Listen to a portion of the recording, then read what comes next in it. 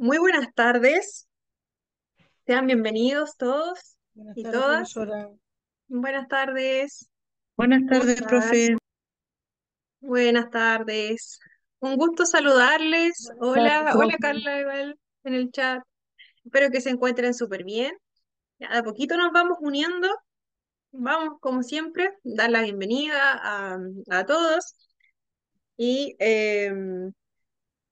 ya, temas de justificaciones, yo los veo después. Ya, así que me han llegado algunos mensajitos en el chat, así que voy a estar tratando de verlos después, ¿cierto? Porque ahora vamos a comenzar con la clase. ¿Ya? Eh, acá. Ya. Como siempre, damos información general, ¿cierto? Y después la vamos a repetir también para los compañeros que se integran más tarde. Ustedes saben, trato de comenzar a la hora ya para que ante cualquier eventualidad, ¿cierto? No nos tardemos en finalizar. Ya, ¿se visualiza bien la presentación? ¿Logran visualizarlo todo? Sí, profesora. Ya, súper. Gracias, Jessica. Entonces, ¿cierto? Vamos a comenzar de inmediato. Yo no sé si me veo. Creo que estoy como un poquito cortada. A ver. Mm, aquí no sé bien cómo se hace esto. No sé si me ven a mí o hay algunas pequeñas dificultades técnicas, al parecer. Sí, se ve, profesora. ¿Y se Ya, ve, súper. profe? Ya, gracias. Ya, si me veo yo, se ve la presentación y me escuchan, estamos súper bien. Recuerden que en cualquier momento, si no me escucharan, me avisan por el chat, ya trato de estar revisando y en caso de cualquier eventualidad. Ya, vamos a comenzar. Como ya sabemos, ¿cierto? Estamos en nuestra quinta clase. Ya ha avanzado muy rápido el tiempo. Y bueno, felicidades, también estuvieron muy bien las evaluaciones del último módulo.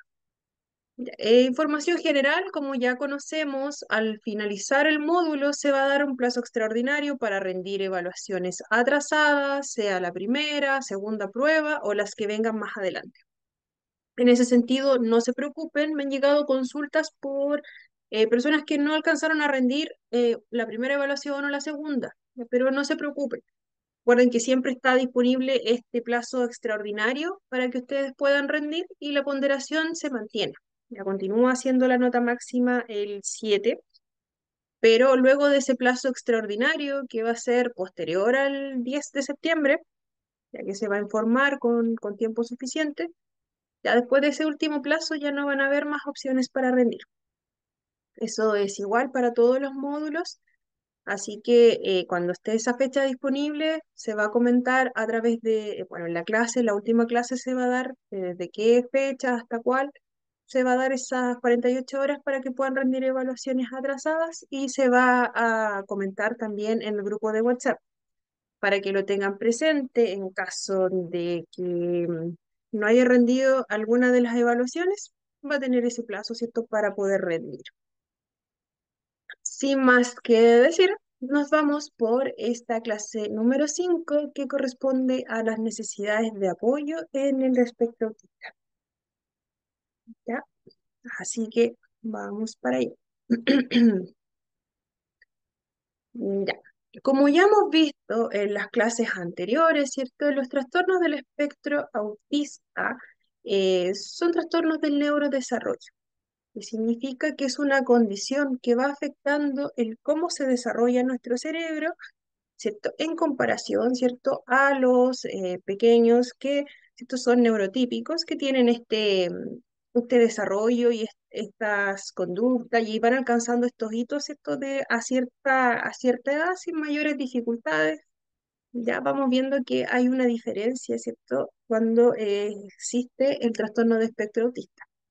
Ya, hay algunas dificultades, ¿cierto? En ciertas etapas y algunas, ¿cierto? Nos van a ir acompañando de manera más marcada hasta que, ¿cierto? Lleguemos a la adultez o seamos mucho más grandes. Ya no van a estar presentes solamente cuando somos niños o van a estar presentes cuando seamos pequeños, pero luego, ¿cierto? Pueden aparecer otras más adelante.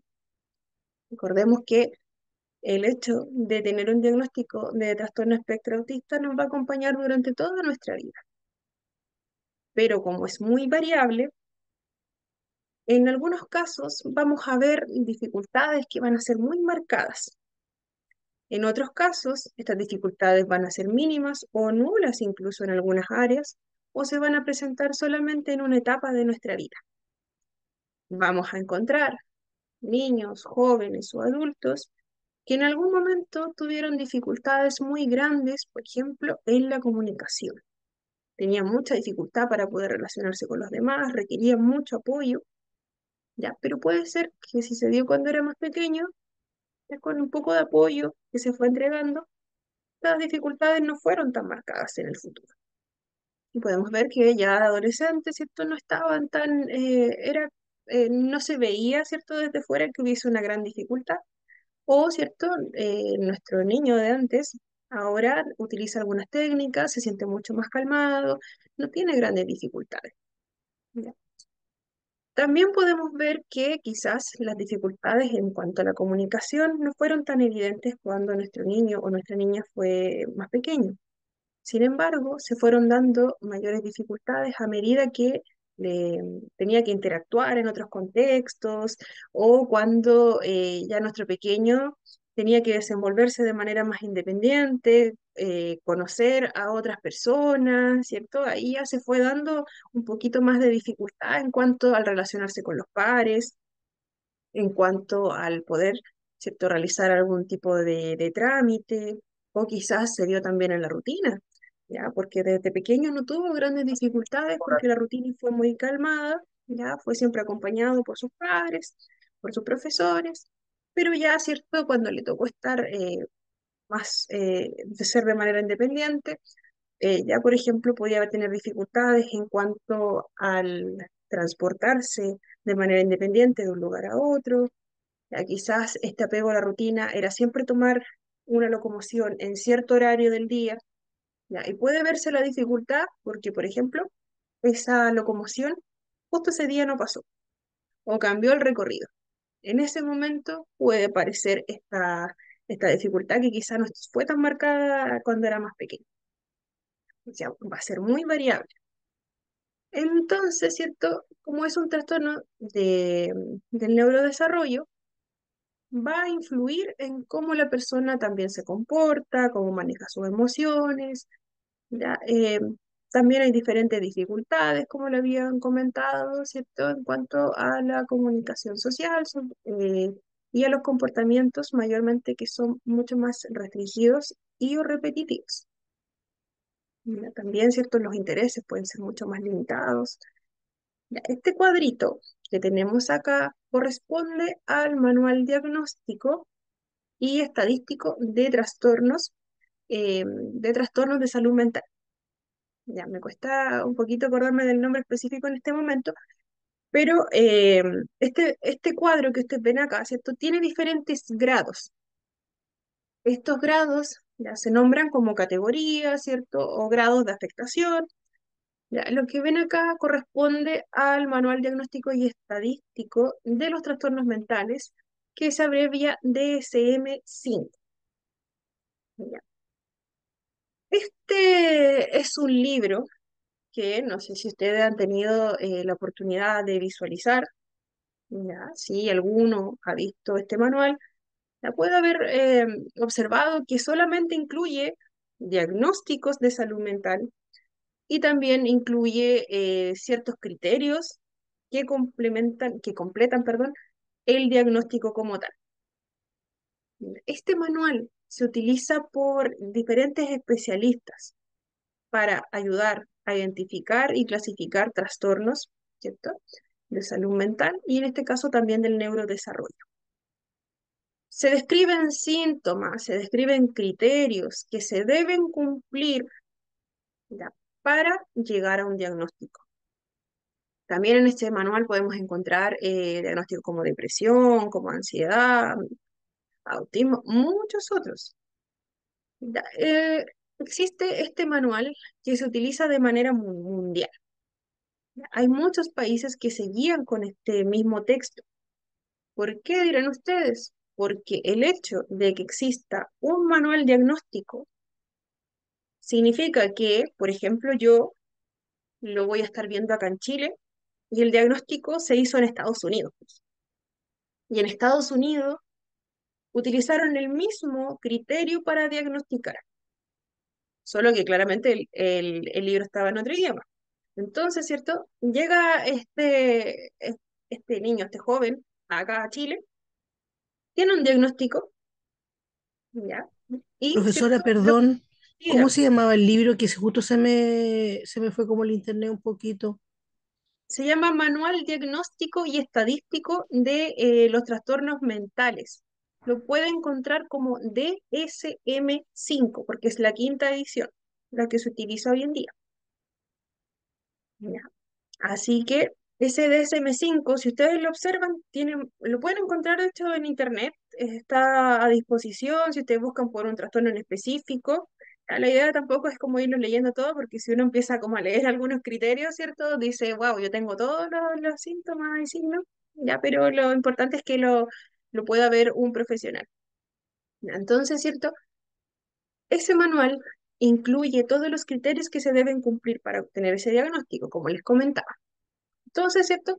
Como son iguales y se comparten de manera mundial, si nuestro pequeño es diagnosticado en Estados Unidos, como les decía, acá en Chile, ya la persona que esté trabajando con este pequeño va a ver el diagnóstico y va a saber, ¿cierto?, que fue clasificado con ese manual y va a contar con la misma información que el mismo profesional de Estados Unidos.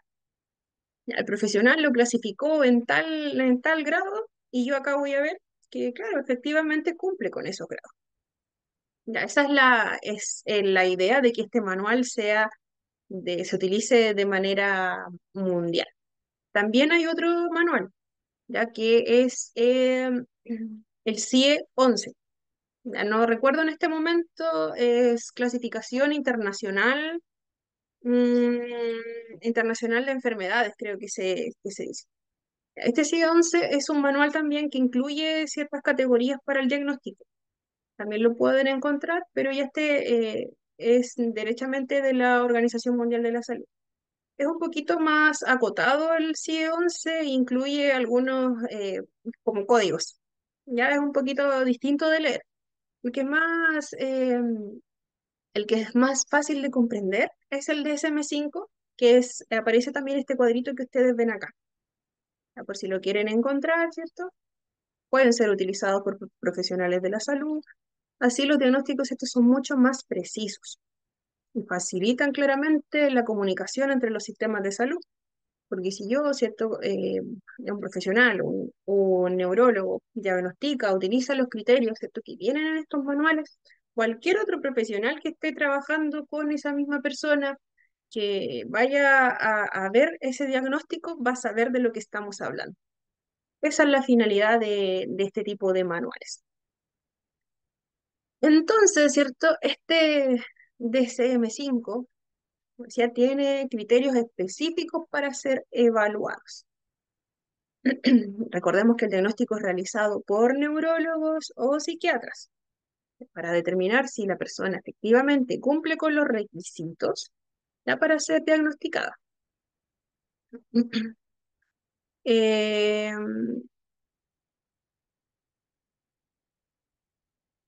ya, estaba viendo, revisando los mensajes, los voy a dejar escrito acá. Ya, denme un segundito para dejarlo en el chat. DSM-5 y el sí, 11. Ya, ahí sí. Lo dejé ahí en el chat por si alguien quiere revisarlo, ¿cierto? Es mucho más preciso. Yo recomiendo que si usted quiere ver un poquito más de los criterios, el DSM-5 es súper completo y fácil de comprender por todos. Ya es como un lenguaje universal que se utiliza, en ciertos criterios que se deben cumplir. Y es muy específico también. El C11 incluye más códigos, como les decía.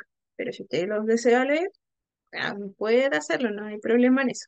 El DSM-5 es gigante, es un manual muy, muy, muy extenso. Tiene de todos eh, de todos los diagnósticos habido y por haber. Para las personas que se están integrando, como Karina, vamos a contextualizar un poquito más. Ya, estamos hablando sobre este cuadro que ustedes pueden ver acá. Este cuadro viene de un manual específico que se abrevia DSM-5, que es un manual estadístico para que apoyen el diagnóstico del trastorno espectro autista y también de otros diagnósticos de salud mental en específico. Como el autismo se clasifica dentro de un trastorno del neurodesarrollo, va a afectar el cómo se desarrolla, ¿cierto?, nuestro cerebro. Por eso está incluido, ¿cierto?, dentro de este manual estadístico. DSM-5 se utiliza en todo el mundo y comprende ciertas áreas afectadas que uno debe tener ciertas dificultades en ciertas áreas específicas, ya que si uno presenta afectación en esas áreas específicas que nos dice el manual, cumplimos con todos los criterios, solo en ese caso vamos a tener el diagnóstico de trastorno espectro autista o cualquiera de los otros que se nombran en ese manual. Ya, Profesora, entonces, disculpe que la moleste. Lo tengo en Susana, PDF. Si gusta, lo puedo subir al grupo de WhatsApp. ya. Bueno, es que en realidad si desean revisarlo, lo pueden hacer. Ya, Susana, si desea lo puede compartir, pero después mejor, ya porque yo voy a dar la Ya. explicación en el grupo de qué se trata para que las personas que no están ya no se pierdan con la información. La Ya, idea es usted me que, etiqueta y yo lo subo. ya, sí. Muchas gracias, Susana. Ya. Entonces, ¿cierto? Entonces, si ustedes quieren complementar, ese libro es muy grande. O sea, Susana, que lo revisó ahora, ¿cierto? Se encuentra en internet, es tremendo libro, ¿ya? Pero lo importante es que, por ejemplo, si uno busca lo que es el trastorno de espectro autista en específico, les aparecen los criterios muy precisos que se deben cumplir para tener ese diagnóstico. Le aparecen muchos otros, como decía, es muy extenso. Entonces, ¿cierto? Este manual tiene ciertos criterios o categorías que se refieren específicamente al grado de ayuda o de apoyo que necesita la persona, ¿cierto?, que cumple con estos requisitos. Entonces, hay una cierta gravedad. Mira, el grado uno va a ser el que requiere menos apoyo. Ya, por ejemplo, acá dice necesita ayuda, pero también lo pueden encontrar como requiere apoyo mínimo. Ya va a ser el grado uno, va a ser donde hay menos, donde se va a requerir menos apoyo. El grado 2, ¿cierto? Va a ser ya la parte más, va a ser un poquito más grande el apoyo que va a necesitar la persona en el día a día. Y el grado 3, como lo dice acá el enunciado, requiere un apoyo muy notable. Ya, acá, ¿cierto? Van a verse mucho más características de cada uno de los criterios que comprenden este diagnóstico. Además, para tener el diagnóstico se debe especificar si existe asociado algún déficit intelectual, si hay algún deterioro del lenguaje o alguna patología que también acompañe, ya, si está asociado a cualquier otro factor, esto se debe especificar también y acompañar el diagnóstico. Recordemos que lo importante es que no se confunda con otro tipo de diagnóstico, como por ejemplo un trastorno del lenguaje, que puede ser solamente algo que se puede ir trabajando, ¿cierto? Con apoyo de quizá algún profesional, fonoaudiólogos. Ya, se suele confundir, sobre todo en niños pequeños, suele confundir con autismo. Entonces, ¿cierto? Para efectos del diagnóstico es cumplir con todo lo que especifica este manual. Se le otorga también un grado de afectación, como los que ven ustedes acá, ¿ya? Y además, ¿cierto? Especificar si hay algún trastorno asociado. Eh, Solo como dato, existen algunos diagnósticos asociados con el autismo, que son bastante frecuentes, ¿ya? Como los trastornos del sueño, como algunos trastornos gastrointestinales también, trastorno de atención con hiperactividad, también está asociado al autismo, ¿ya? También ansiedad. Son trastornos que van muy asociados al diagnóstico, por eso es importante, además lo sensorial también va incluido. Epilepsia también se da mucho en grados bastante amplios, entonces es importante también. si se realiza ese diagnóstico, especificar si está asociado a alguno de ellos pues, para complementar el tratamiento, la intervención, perdón. Entonces, ¿cierto? El grado uno, acá en este cuadrito tenemos las áreas que mayormente se ven afectadas. Como decíamos, la comunicación social, ¿cierto? El poder interactuar con el otro, también los comportamientos restringidos y o repetitivos.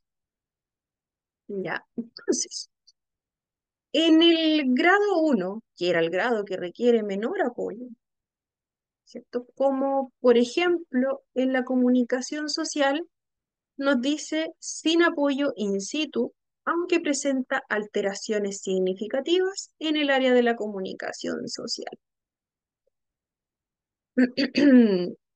Ya, ¿qué significa esto? Por ejemplo, en el grado uno tenemos a un niño que puede necesitar apoyo para iniciar una conversación. Ya, por ejemplo, estamos en un contexto en una plaza, ya, muy común, ¿cierto? Puede ser que nuestro niño requiera apoyo para unirse a un grupo de compañeros o de pares. Por ejemplo, nosotros podemos apoyar en que nuestro pequeño se acerque al grupo. ¿Cómo lo podemos hacer? Le podemos decir, mira, el juguete que tienen los pequeños, mira, tú también tienes una pelota, por ejemplo, podríamos llevarla y jugar entre todos. Y nuestro niño nos puede acompañar, ¿cierto? Nosotros nos acercamos al grupo, intencionamos, ¿cierto?, que nuestro pequeño interactúe. Ya una vez que nuestro pequeño comienza a interactuar, ya nosotros podemos estar ahí, ¿cierto? Podemos estar al tanto, podemos estar mirando todo el tiempo la actividad, pero ya no va a requerir un gran apoyo de nuestra parte, ¿ya? Entonces, ¿cierto? El apoyo que vamos a tener sería acompañarlo, iniciar la interacción y ahí nosotros nos retiramos porque va a requerir ayuda, pero no va a ser tan amplio, no va a requerir que nosotros estemos todo el tiempo intencionando que nuestro pequeño interactúe con los demás. En cuanto al comportamiento restringido y repetitivo, en el grado uno, que es el grado mínimo, por ejemplo, tenemos que hay una interferencia que si bien es significativa, puede darse solamente en un contexto. Por ejemplo, un niño que prefiriese jugar solamente con un juguete o con un tipo de juguete o cierto, realizar la misma actividad en lugar de realizar otras nuevas. Tenemos a un pequeño que llega del colegio y todos los días quiere ordenar sus juguetes, quiere hacer cierto tipo de actividades. Hay una rutina estricta. Ya, pero, por ejemplo, si nosotros anticipamos, le decimos, sabes, mañana no vamos a hacer esto, vamos a hacer otra cosa, ya nuestro niño puede ir cediendo, ¿cierto? No va a ser tan marcado y, bueno, por ejemplo, puede tener esa rutina muy marcada dentro de la casa solamente. En el colegio ya no va a ser tan marcado, pues solamente se da en un contexto. O puede ser que en el colegio quizás esta rutina sea mínima, sea un rato muy cortito, o en los recreos quizás le gusta realizar cierta actividad y luego la abandona y continúa, ¿cierto?, con el día a día. En el grado 2 ya iba a requerir un poquito más de apoyo, recordemos. Entonces, en cuanto a la comunicación social, va a haber un marcado déficit con limitada iniciación o respuestas reducidas o atípicas. Ya, tenemos acá un pequeño que puede hablar con otros, pero va a requerir mucho más acompañamiento. Va a requerir que se refuerce mucho más el poder comprender las bromas, el poder apoyarle, ¿cierto?, en cuanto a lo que es el comprender los sentimientos de los demás en algún momento de esa conversación. Podrían haber dificultades también en tener una conversación más fluida, en salir, ¿cierto?, de cierto tema, y si alguien propone algún otro tema, Ya nuestro pequeño, si se utiliza algún tipo de palabra o frase que no comprende muy bien, va a requerir que alguien le esté diciendo, esto significa tal cosa. Ya, nuestro niño sí participa acá en la comunicación social en el grado 2, pero va a requerir, ¿cierto?, que alguien esté ahí o las mismas personas con las que está interactuando estén apoyándole en cuanto a comprender cierto tipo de palabras, ciertos comportamientos, ya, en quizás comprender que nuestro compañero que está ahí en ese momento no se siente tan bien, está un poco triste, ¿ya? Entonces, ¿cierto? El grado 2 va a requerir más apoyo, a diferencia del grado uno, que en el grado uno nosotros apoyábamos, intencionábamos tal vez este primer contacto y luego no podía prescindir un poco, ¿cierto?, del apoyo. En cambio, acá en el grado 2 va a requerir que alguien siempre esté al tanto para que pueda participar, porque si no puede ser que continúe en el grupo, pero ya no va a interactuar de manera fluida. En cuanto a los comportamientos restringidos y repetitivos, en el grado 2 hay una interferencia frecuente relacionada con la inflexibilidad y dificultad en el cambio de foco. Acá en el grado 2, el niño puede tener intereses muy específicos. Puede hablar constantemente de su interés. A mí me interesan las aves. Voy a pasar mucho tiempo hablando de las aves, ¿ya? Puede no prestar mucha atención a los intereses de los demás y también los rituales que realiza día a día, ¿cierto? Pueden ser realizados de manera muy precisa. Va a requerir mucho más la precisión. Ya, entonces, ¿cierto? Va a haber un poco de dificultad si nosotros queremos cambiar la rutina, a diferencia del grado uno, que puede ser que tenga una rutina marcada, pero sabiendo llevar el día a día, ¿cierto? Siendo ordenados también, respetando ese espacio que tiene, por ejemplo, el día en la tarde, ya no hay mayor dificultad. Acá, ¿cierto? En el grado 2, el cambiar de foco puede ser un poco más difícil. Ya no se va a dar solamente en un contexto, puede ser que se dé en la casa, también se puede dar en el colegio. Ya vamos a tener pequeños que de pronto podemos estar en algún lugar, podemos salir, por ejemplo, a un parque y en vez de conversar, tratar de interactuar con los demás, va a preferir estar realizando su actividad de interés. Ya podemos persuadirlo, si se puede, ya, pero va a ser un poco más difícil, ya va a ser mucho más apegado a sus intereses. En el grado 3 ya vamos a ver que se requiere de un apoyo o de una ayuda que va a ser mucho más notable. Mientras más suben los grados, más dificultades vamos a ver desde afuera. En cuanto a la comunicación, ¿cierto? Nos dice que la comunicación social es mínima cuando se presenta un grado 3. Quiere decir que tenemos unas situaciones donde se requiere un apoyo constante para interactuar con otros.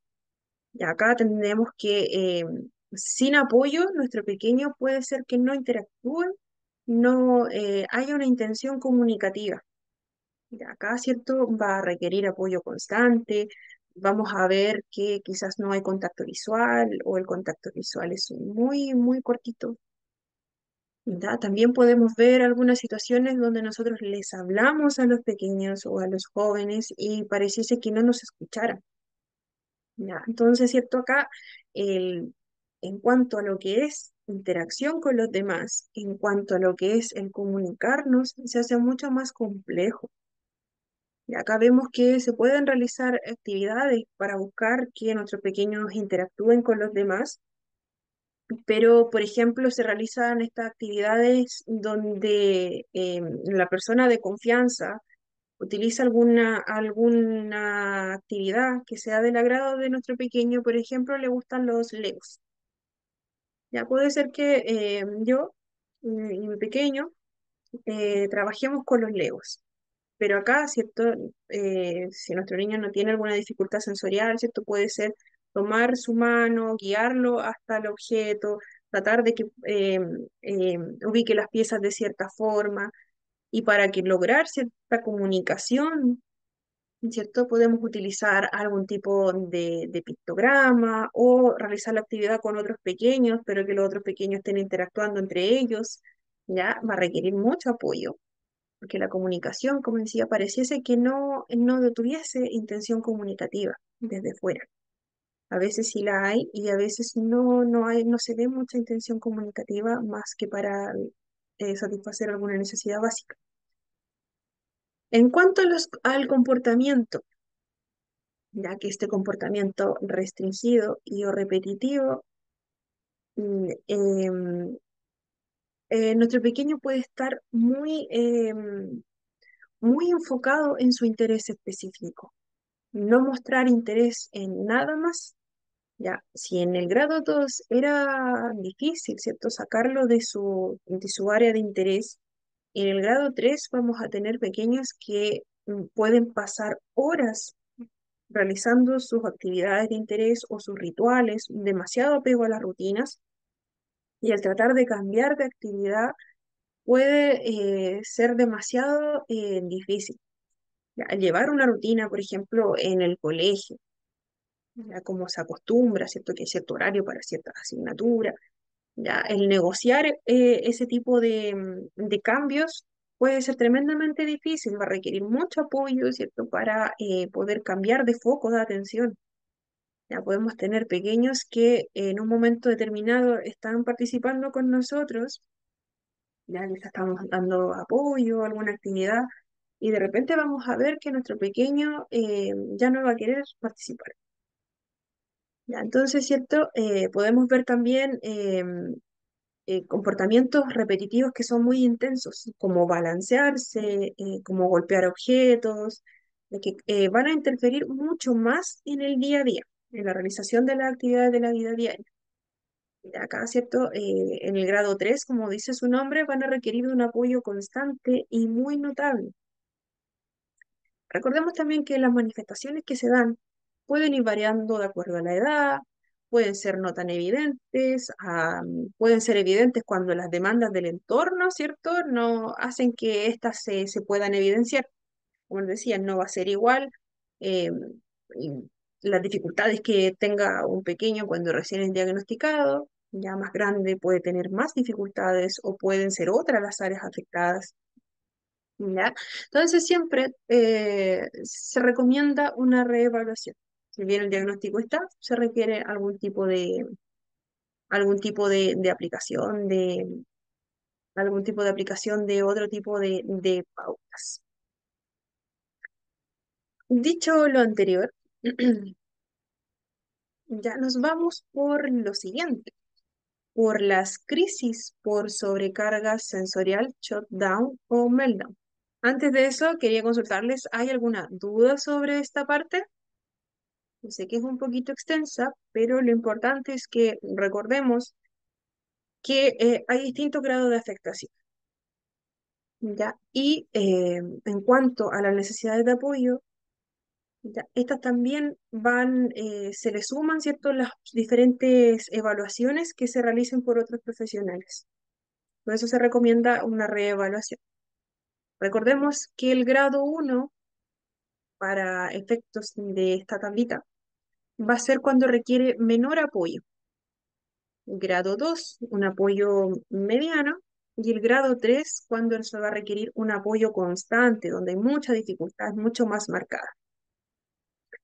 ¿Hay alguna duda sobre este cuadrito? Ya, si surge una más adelante, me avisa. Vamos a pasar al siguiente. La crisis por sobrecarga sensorial, shutdown y meltdown. Ya, esta crisis por sobrecarga sensorial, como lo dice su nombre, se va a referir específicamente a la sobrecarga sensorial. Esta terminología se utiliza en autismo. ¿Ya?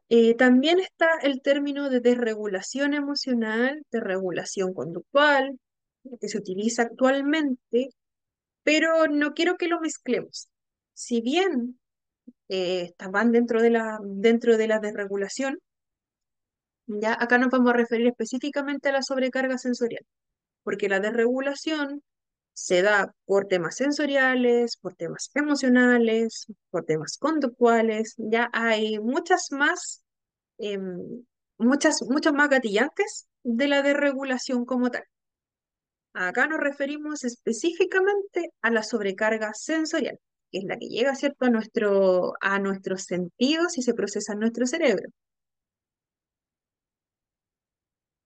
Mm, no hay problema, Ana, ¿ya? Entonces, ¿cierto? No confundir. Si hablamos de desregulación, estamos hablando que pueden haber muchos factores que causen esa desregulación. Sobrecarga sensorial. Em, Temas emocionales, temas conductuales, también asociados al TEA. Hay muchos, dentro de muchos otros. Entonces no los quiero abrumar, así que acá vamos a ver derechamente la sobrecarga sensorial. Recordemos que, recordemos que cuando hablábamos de lo sensorial, nos recordábamos que nuestro cuerpo completo, ¿cierto?, está lleno de receptores. Esos receptores están en nuestra piel, están en nuestros oídos, están en muchas partes de nuestro cuerpo, ¿ya? Que son, ¿cierto? Son nuestros sentidos que nos ayudan, ¿cierto?, a adaptarnos en el día a día, a poder movernos, a saber cómo nos sentimos, a saber qué necesitamos, a alejarnos de los peligros, ¿ya? Y saber cuándo estamos cómodos también. Entonces, si nuestro cuerpo está tan lleno de estos receptores, ¿cierto? Nosotros sabemos que si tocamos algo frío, ¿cierto? Sabemos que está frío, pero no tanto como para hacernos daño, sino que es algo frío, agradable, lo podemos beber cuando tenemos calor, por ejemplo. Oh, comprendo, Karina, no hay problema. Ya, entonces, ¿cierto? Si sabemos que estamos llenos, llenísimos de receptores. Entonces, ¿cierto? Si nosotros nos acercamos o nos golpeamos, sabemos que nos dolió y vamos aprendiendo, ¿cierto? Ya sabemos que tenemos que pasar más despacio por cierto lugar y así vamos creciendo, ¿cierto? Se va desarrollando esta sensación, nuestro cerebro lo procesa y dice, ah, eso me dolió, así que voy a andar con más cuidado. Pero sucede que en ocasiones hay dificultades en este procesamiento sensorial. No madura, ¿cierto? Como esperáramos que madurase. ¿Ya? Entonces hay mucha más dificultad. Entonces puede ser que hay un vaso con agua fría, yo voy y lo tomo, ¿cierto? Y al tomarlo, esta sensación va a viajar por todo mi sistema nervioso, ¿cierto? Va a llegar hasta el cerebro y el cerebro va a enviar una señal exagerada que va a hacer que esto se sienta pero intensificado y tiremos el vaso. Ya, eso es lo que sucede cuando no estamos procesando, ¿cierto? Los estímulos de una manera correcta. ¿Ya? Lo mismo que si nosotros nos golpeamos y no lo sentimos, ¿cierto? Ya me acabo de golpear, ya, y no lo sentimos, ya vamos a saber bueno, no vamos a saber que eso nos provoca daño. Entonces, ¿cierto? Nuestro cerebro lo procesó y no lo sintió tan intenso. Entonces vamos a seguir golpeando o vamos a buscar esa sensación ya que quizás nuestro cerebro necesita. Entonces, ¿cierto? Tenemos muchas sensaciones. Una es la táctil, ¿cierto? De lo que tocamos, también está lo que escuchamos, lo que vemos, lo que olemos, y hay otras que les voy a nombrar como dos clases después. ¿Ya? Entonces, si hablamos de estos términos, crisis por sobrecarga sensorial, estamos hablando derechamente de que nuestro sistema sensorial, nuestros sentidos se vieron sobrecargados.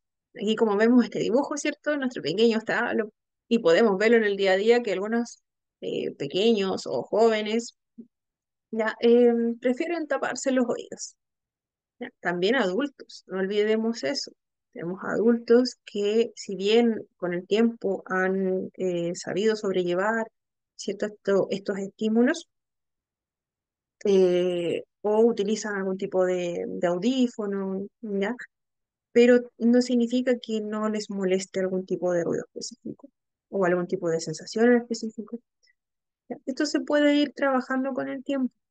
Ya no es que para siempre vayamos a tener dificultades en lo sensorial. Puede ir disminuyendo, pero no en todos los casos.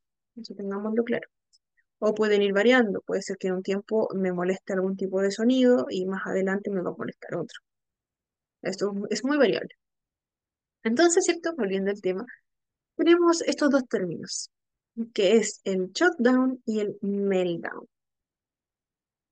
Entonces, ¿cierto? Se va a referir específicamente a alguien con trastorno de espectro autista, que puede tener algunos de estas dos, crisis por sobrecarga sensorial, que son los shutdown o meltdown, por olores, por luces que sean muy brillantes, por sonidos que sean muy fuertes, cualquier estímulo sensorial, ¿cierto? Que lo haga tener una sobrerespuesta. Entonces, ¿cierto? Como veíamos, están estas dos. Los shutdown, vamos a partir al revés. Ahora sí. No, está bien, está bien. Ya, los shutdown se definen como un colapso. Se refiere a un estado en que la persona se cierra emocionalmente y mentalmente. Recordemos que ambos se producen por tener una sobrecarga sensorial. Por ejemplo, hay mucho ruido o esos colores brillan demasiado o esos colores son muy fluorescentes. eh, mi sistema, me siento colapsado, ya, pongámoslo así, colapse.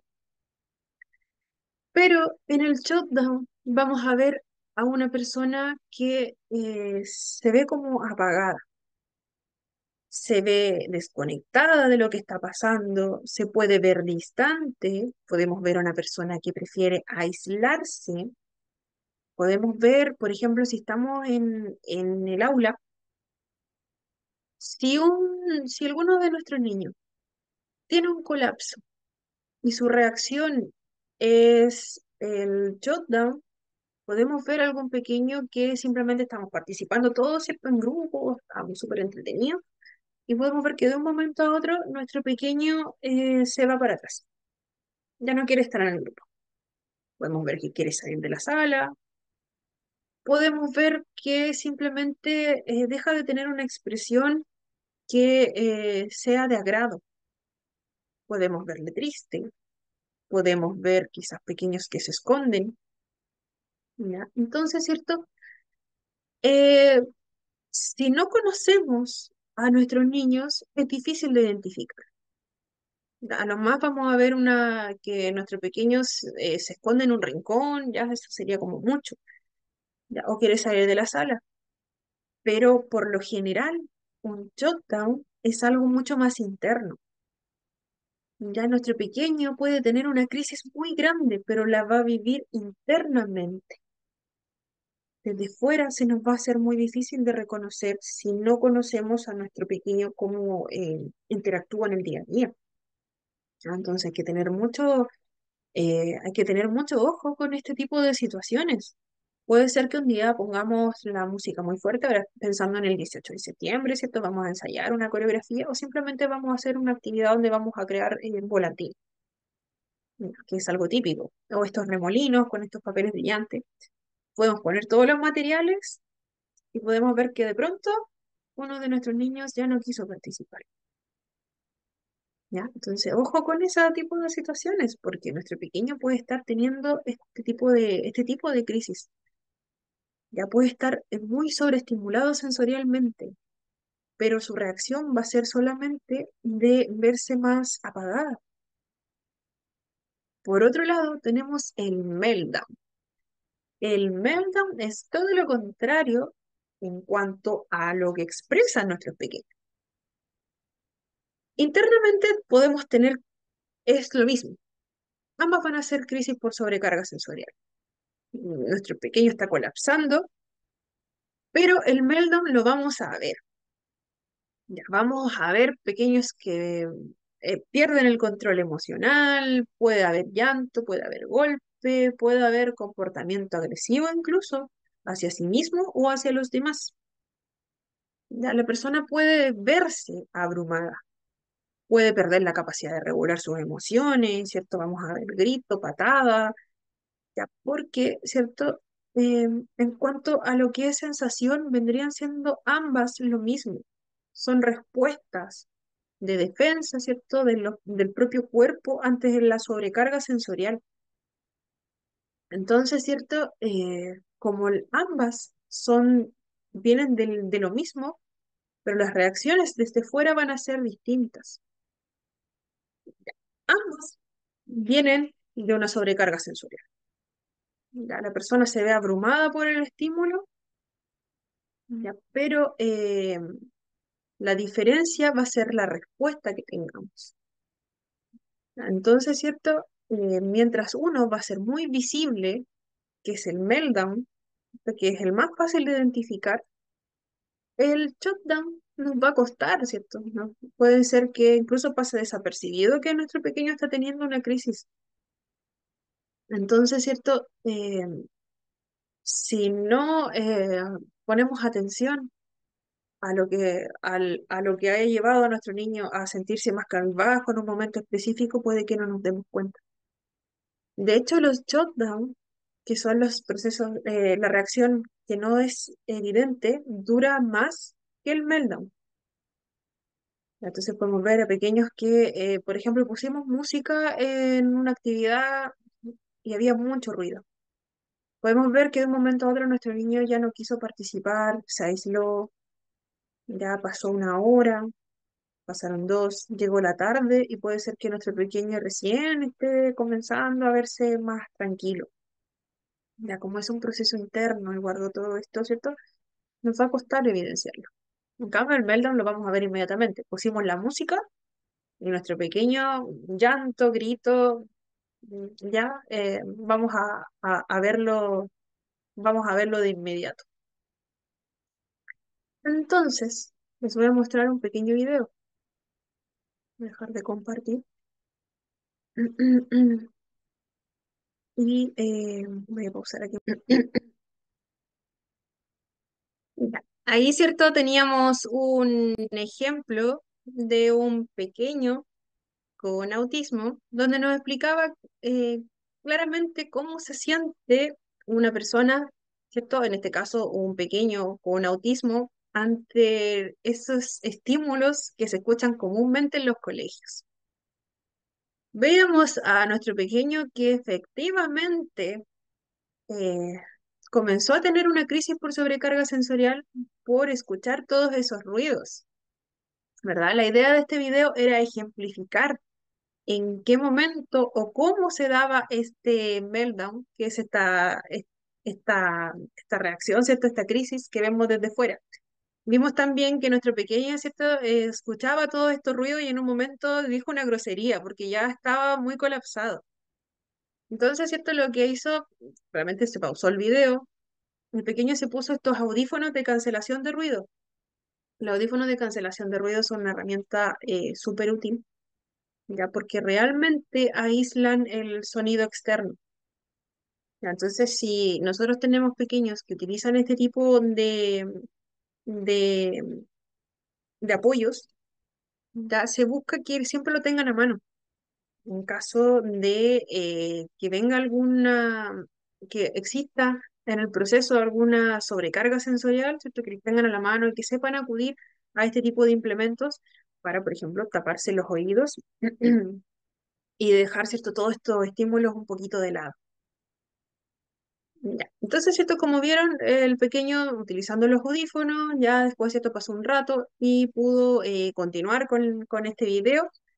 Ya, y como vieron, ¿cierto? También hacía un llamado a que por favor no se hiciera tanto ruido, que se respetara, ¿cierto? Este procesamiento sensorial que tenían algunos pequeños, que muchas veces hace que muy difícil o casi imposible aislar los ruidos. Ya, entonces, ¿cierto? Nosotros, la mayoría de nosotros, ¿cierto? A medida que avanzamos en nuestro día a día, sabemos aislar ciertos sonidos. A veces, si nos ponemos a pensar, ya, por ejemplo, tenemos el televisor encendido, alguien nos está hablando y además estamos, por ejemplo, viendo algún video en el celular, puede que en algún momento nos demos cuenta que nos estaban hablando y nos costó poner atención a esa persona que nos estaba hablando, ¿cierto? Pues es que ni siquiera la escuchamos porque estábamos viendo el video. ¿Y qué pasó con el sonido de la televisión? Nunca lo escuchamos, dejamos de escucharlo hace rato, ¿cierto? Pero si nuestro sistema sensorial ya no tuviese esa capacidad selectiva de aislar estos ruidos, estaríamos escuchando todo a la vez, ya si nuestra dificultad fuera, si no, fuera auditiva, estaríamos como escuchando todo a la vez. Ya, y claramente nuestro cerebro, todo nuestro sistema se va a sobrecargar. Pensamos en todos los ruidos que hay en un colegio, en una sala de clase, los niños riendo, gritando, el golpear los lápices, eh, bueno, también el profesor dando la clase, ya otro niño que requiere, que está con otra persona acá atrás, ya, o los niños que se están comiendo algo o moviendo algún tipo de papel, las mismas hojas, ya suena el timbre. Es sumamente abrumador, ¿cierto? Vivir en un mundo así y tener esta dificultad para aislar todo lo que vamos sintiendo en el día a día. Ya, entonces, vamos a hacer un break antes de continuar porque vamos a ver algunas estrategias. Entonces, a las 8:10 estamos de vuelta. Ya, 8:10 cositas. Vamos a dejar de compartir. Vamos a pausar aquí un poquito. Ya a las 8:10 estamos de vuelta. Y ahora sí estamos de vuelta. Les comparto enseguida la pantalla.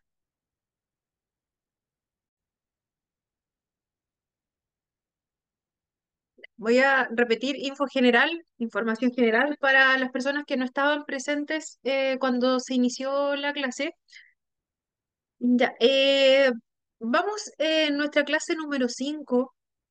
Ya, si bien ya se rindieron 2 evaluaciones, si usted tiene alguna evaluación atrasada, sea la 1, sea la 2 o sea alguna de las evaluaciones que viene más adelante, nos quedan 2 pruebas, ya, van a poder rendirla en el proceso extraordinario, ¿cierto? Que se da posterior al 10 de septiembre. Una vez que lleguemos a la última clase, se va a indicar la fecha exacta y el horario en que se va a estar disponible la plataforma para rendir estas evaluaciones atrasadas en el caso de que las tenga. Ya, así que para quienes me preguntaban, ¿cierto?, sobre el no haber rendido evaluaciones, se pueden rendir siempre, pero al finalizar el módulo. Ya, la ponderación sigue siendo la misma. Y también otra información importante es sobre las grabaciones de las clases. eh, se, se pide que expresamente, para poder revisar las grabaciones de las clases, cada uno ingrese a su aula. ¿Ya? Si tiene dificultad para ingresar al aula, ya contactarse directamente con la coordinadora del curso. Ya no se recomienda que se comparta por WhatsApp porque, cierto, después de las conversaciones se va perdiendo este link. Entonces, se recomienda poder visualizarlo directamente desde el aula. ¿Ya? Esa información es más que nada y bueno, continuamos. Nos queda esta clase y aparte 3 más. Así que nos quedan 2 pruebas solamente y las evaluaciones como tal estuvieron bastante bien, así que felicidades para quienes no estaban delante, quienes no iniciaron. Y bueno, estamos viendo necesidades de apoyo en el espectro autista. Otra cosa importante que no quiero que se me vaya, por favor, revisen su asistencia. Ya, si alguien tiene alguna diferencia con lo que está en el aula, si usted asistió ese día o justificó y yo lo dejé ausente, no le puse justificado, ya, me avisa para poder revisarlo, me envía un mensaje con su nombre, su apellido y la fecha y qué es lo que ocurrió. Si desea me manda un mensaje personal, ¿cierto? Ahí yo no tengo problema, si es que la situación, ¿cierto?, lo amerita. Si no, les voy a estar respondiendo con mayor frecuencia entre la 1 y las 7 de la tarde. Ya antes de eso o después de eso es un poco difícil que responda. Así que en ese horario estoy respondiendo, ¿cierto?, de lunes a viernes con más frecuencia. Si, como les decía, si tienen diferencias en su asistencia, me dejan el mensajito en el grupo de WhatsApp, o si algo personal lo pueden dejar también en mi chat personal, voy a estar tratando de revisarlo. Ya, si ese día, por ejemplo, justificó y yo se me pasó y lo dejé ausente, ya avíseme por favor, porque el ausente ya descuenta más asistencia que el haber justificado una inasistencia. Y al final igual se va sumando todo eso. Así que es importante estarlo revisando y a veces igual se me puede haber pasado porque no veo, no tengo acceso siempre al chat cuando estamos pasando la lista. Entonces, me dicen, nomás lo revisamos, no hay problema en eso. Entonces, ¿cierto? Estábamos viendo este tema 5 sobre las necesidades de apoyo en el espectro autista. Si me ven tomar un poquito más de agua es porque estoy un poco resfriada, ¿ya? Así que no se asusten. Y si silencio en algún momento la clase es solamente por eso. Entonces, ¿cierto? Veíamos las necesidades de apoyo en el espectro autista, hablábamos de un manual, ¿cierto? Que tiene ciertas categorías o grados, ¿ya? Ciertas categorías que se deben cumplir para tener un diagnóstico de espectro autista. Para efectos de este manual, se clasifica como una persona, ¿cierto?, con un diagnóstico de espectro autista, ¿ya? Para efectos de este manual. ¿Ya? Y estábamos viendo también que habían ciertas afectaciones que son propias del autismo que vemos con mayor frecuencia en realidad. Recordemos que no todas las características van a ser iguales para todos, van a haber muchas diferencias entre una persona y otra. Nunca tenemos que generalizar. Ya, si acá hablamos de criterios diagnósticos, porque lo que se ve mayormente afectado, ya, y las características mínimas que se cumplen para tener un diagnóstico. ¿Qué tan afectada está un área? Puede ser muy variable, puede ir cambiando con el tiempo. Recordemos que es un diagnóstico que nos va a acompañar durante toda nuestra vida. Perdón, es una condición.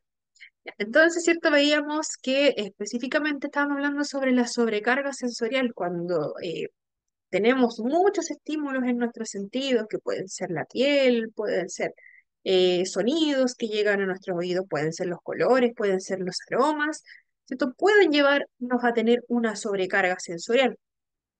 Y estaban estos dos tipos, que es el shutdown y el meltdown. El shutdown es muy difícil de reconocer, suele ser difícil si no conocemos, ¿cierto? A nuestros pequeños también, si no sabemos cómo actúa en un día a día, se nos puede hacer complicado o puede ser que las señales que nos muestre sean muy bajitas, ¿ya? Muy difíciles de ver a simple vista. Podemos ver que quizá nuestro pequeño dejó de interactuar, podemos ver que se esconde en un rincón, podemos ver que se tapa los oídos. Por otro lado, tenemos el meltdown. El meltdown, ¿cierto? Va a ser una reacción que vamos a ver mucho más fácil. Vamos a ver que ocurrió un estímulo específico y vamos a darnos cuenta enseguida que nuestro pequeño, nuestro joven, comenzó a golpear las cosas, se puso a llorar, gritó, se puso agresivo, agresiva, comenzó a agredirse a sí mismo, a agredir a los compañeros. Ya ahí va a ser mucho más fácil de reconocer. Ambos vienen a raíz de una sobrecarga en nuestros sentidos. Ya, había mucho estímulo, había algo que lo gatilló. Ya, ambos van a hacer que nuestros pequeños ¿cierto? Se sientan, tengan una crisis por sobrecarga sensorial, pero las características que se van a ver desde afuera van a ser distintas. Eso es lo importante de ahí. Entonces, ¿cierto? Vamos a ver, como les decía, algunas estrategias y herramientas recomendables, ¿cierto? Tanto para los shutdown como para los meltdown. Estas estrategias nos van a servir, ¿cierto?, en caso de una crisis por sobrecarga sensorial. Recordemos que no todos nuestros pequeños son iguales, así que lo que vamos a estar nombrando acá son a modo general, ¿cierto?, estrategias que nos pudiesen servir en nuestro día a día. Nunca generalizamos, pero como decía, hay estrategias que nos van a servir, ¿cierto?, que son más amplias y que nos puedan servir, ¿cierto?, en un caso de que estemos al frente de una sobrecarga sensorial. Cuando nosotros ya conozcamos a nuestros pequeños, vamos a saber identificarlos mucho más fácil, ¿ya? Antes de eso, siempre pensemos, como les decía en la clase anterior, siempre pensemos que estamos al frente de una persona que sensorialmente los estímulos le van a ser más fuertes. Siempre pensemos que estamos al frente de una persona hipersensorial, que todo le va a llegar más fuerte, si aún no lo conocemos o no la conocemos. Ya cuando ya conozcamos vamos a saber qué es lo que le puede provocar una sobrecarga, qué es lo que regula mejor esa sensación. Ya, pero mientras tanto, nosotros siempre ahí con precaución. Ya, lo primero, pensando en que si logramos identificar qué es lo que puede haber ocurrido. Ya, entonces, ya, pensando nuevamente en este futuro 18 de septiembre que se viene, puede ser que con nuestra mejor intención y nuestra creatividad pusimos música en un momento determinado. Y podemos ver claramente que ciertos niños, ya se sintieron, cambiaron en su comportamiento. Podemos ver que quizás alguno ya no quiso nada con nosotros, no quiso participar, tiró las cosas. Ya, a mí antes de eso estaba trabajando súper bien, lo veíamos entusiasmado, muy entusiasmado.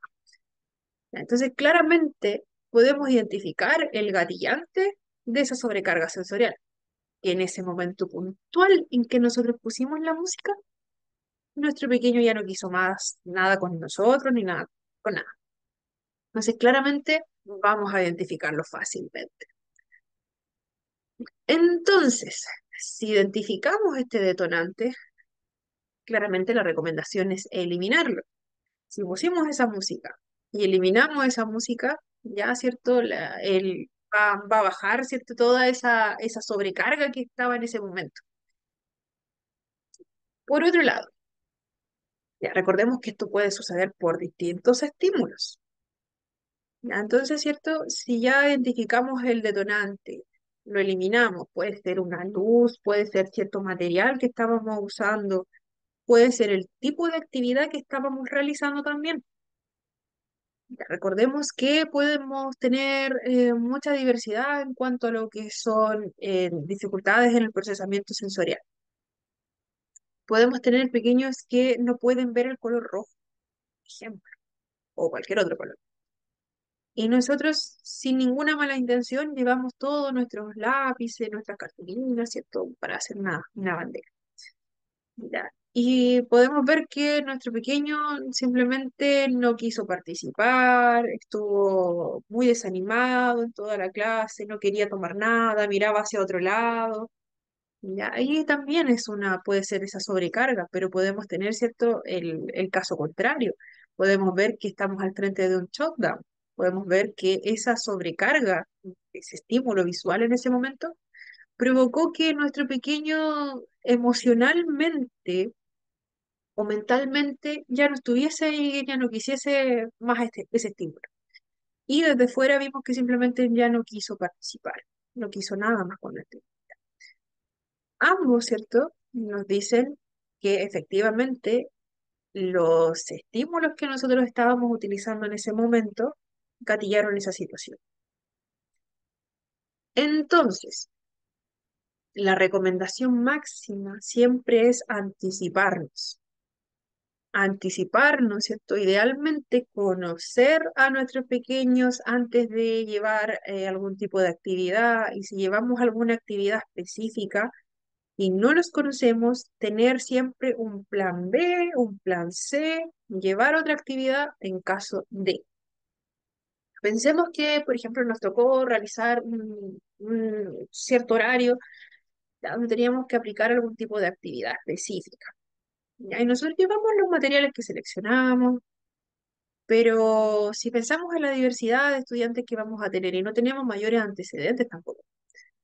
¿Ya? Entonces la recomendación es tener también otra actividad aparte de esa, porque puede ser que al no conocer a nuestros pequeños provoquemos una crisis por sobrecarga sensorial, sin claramente tener ninguna intención de hacerlo. Entonces, si los conocemos, ya sabemos, no tenemos que llevar el color rojo porque a nuestro pequeño le dificulta mucho trabajar con ese material, o podemos llevarle algún color aparte para nuestro pequeño o para un grupo, hacer una actividad con ciertos colores y para el otro vamos a hacer otra actividad, ¿cierto? O vamos a evitar el rojo brillante, ya colores más pasteles vamos a usar a un lado y al otro vamos a utilizar un color parecido, ¿ya? Entonces, si sabemos cuál es el gatillante, no lo vamos a utilizar. Si quizás es algún tipo de música o es la música muy fuerte, vamos a propiciar, ¿cierto? Que quizás vamos a utilizar música, pero música de ambiente, algo que sí sea tolerable, dependiendo de cómo sean las dificultades que tengan nuestros pequeños. Pero si no ocurrió eso, si no pudimos anticiparnos, claramente, primero, identificamos qué fue lo que gatilló esta situación. Si no sabemos exactamente qué fue lo que gatilló la situación, esta crisis por sobrecarga sensorial, bajamos estímulos, ya, bajamos la luz, los ruidos, aromas, texturas, ya sea lo que sea que estábamos haciendo en ese momento, lo bajamos un poco, ya tratamos, por ejemplo, si estábamos con todos los colores y todas las cartulinas y los papeles encima de las mesas, ya podemos hacer quizá una pausa justo ahí y hacemos algún ejercicio de respiración, ¿cierto? Pero si ya nuestro pequeño ya estamos frente a una crisis real, ya vemos que nuestro pequeño está totalmente colapsado, primero, claramente, bajar el estímulo y llevarlo, ¿cierto?, a un espacio que sea seguro. En los establecimientos, como le había comentado previamente, por lo general existe un espacio para que nuestros pequeños puedan regularse o sentirse más confortados, ya donde no hayan tantos estímulos. Si existe este espacio como el que está aquí abajito, ya, si existe un espacio así, es el espacio ideal, ¿cierto? En algunos colegios crean estos espacios con esa alfombra de tatami, ponen algunos libros, ¿cierto? Dentro de la misma sala de clases. Ya, entonces, si nosotros contamos con ese espacio dentro del aula, lo utilizamos. Ya, de hecho, podemos enseñarle a nuestros niños que pueden contar con ese espacio en el día a día, mediante algún tipo de actividad que vayamos a realizar. Le enseñamos que cuando se sientan muy abrumados, pueden acudir a ese espacio. O realizamos actividades específicas en ese espacio, que pueden ser mucho más calmadas que las que realizamos en el aula o en el patio. Ya podemos utilizar ese espacio para contar cuentos, para ese tipo de actividades que son mucho más pasivas, o simplemente para darnos un ratito y estirarnos, ya que nuestros pequeños, sobre todo cuando son más chiquitos, ya sepan que ese es su espacio donde ellos se van a sentir seguros. Entonces, cuando ya se sienten muy abrumados, nosotros eliminamos, ¿cierto? Pusimos la música muy fuerte, ya le bajamos o la apagamos y fomentamos, invitamos a nuestro pequeño, ¿cierto?, a ir a este lugar si es que no va, si es que no lo conoce o si ya lo conoce, nuestro pequeño va a acudir solo a ese lugar. Entonces, ¿cierto? Si ya tenemos este espacio, quitamos esos estímulos, están en el espacio seguro, tenemos que darle tiempo, ofrecerle un espacio de tranquilidad, significa que nosotros acompañamos, pero en silencio. ¿Qué significa ese acompañar en silencio? Ya podemos hablar con un tono de voz que sea muy neutro. Si nuestra voz es muy fuerte, vamos a favorecer, ¿cierto?, que nuestro niño continúe con este proceso, incluso que se desregule completamente. Entonces, ¿cierto? Nosotros acompañamos, guardamos un espacio, ¿cierto?, respetuoso, si nuestro pequeño ya acudió a este espacio seguro. Ya, quizás nosotros conocemos algún objeto que sea de su elección o que los demás profesionales o los papás, ¿cierto?, nos hayan dado la información de que con cierto objeto nuestro pequeño se regula muy, muy, muy bien. Hay algunos pequeños que tienen algunos objetos de apego, que pueden ser una mantita, puede ser plasticina, ya, y, bueno, pueden haber muchos otros objetos. Pero si conocemos la información y tenemos a la mano ese objeto específico, podemos facilitárselo, respetuosamente siempre, no invadiendo su espacio personal. Entonces, ya, acá en el ejemplo aparece una manta sensorial, una manta con peso. En algunos casos, algunos pequeños se regulan con este tipo de mantas que tienen peso aproximadamente de 2 kilos, hay otras un poquito más pesadas, pero esas son recomendadas por profesionales. Ya no es que nosotros le pongamos una manta y el pequeño se sienta peor. En algunos casos específicos, este tipo de mantas hacen que nuestros niños se regulen porque hace sentir como un abrazo de mamá. Esa es la sensación que da esa mantita con peso. Y hace que en algunos casos nuestros pequeños sí se regulen. En el caso de que los pequeños utilicen ese tipo de herramientas, como esa manta, por ejemplo, se la tenemos a la mano. ¿Ya? Entonces, en ese momento, nosotros le ofrecemos ese objeto específico. Si lo suyo se regula muy bien con las plasticinas, tenemos plasticina también a la mano. Ya nos anticipamos a este tipo de situaciones. Ya como les decía, nosotros sí acompañamos, pero no, por ejemplo, no vamos a ir a abrazarlo. No, eso no es recomendable. A menos que, por ejemplo, nuestro pequeño se esté agrediendo a sí mismo o esté agrediendo a un compañero, ya, ahí ya sí requiere algún tipo de intervención más específica. Pero para ese tipo de situaciones, los establecimientos educacionales debiesen tener en este momento un protocolo específico de contención y debe ser una persona autorizada por el establecimiento y autorizada por los padres para entregar ese tipo de contención. Ya, a menos que, por ejemplo, si estuviésemos solos, en el peor de los casos, si estuviésemos solos, que no debiese ocurrir, porque por lo general los cursos más pequeños hay más de 2 personas por aula, y en el patio lo mismo, con mayor razón. Entonces, si nos tocase esa situación a nosotros solos y estamos viendo que está en riesgo la vida de de un niño o la vida de un compañero, claramente ahí ya tendríamos que tratar de protegerlo de alguna forma. Si vemos un pequeño que se está golpeando la cabeza o está pegándole a alguien o tomó a alguien del cuello, ya ahí ya es distinto, pero tenemos que también nosotros resguardarnos a nosotros mismos.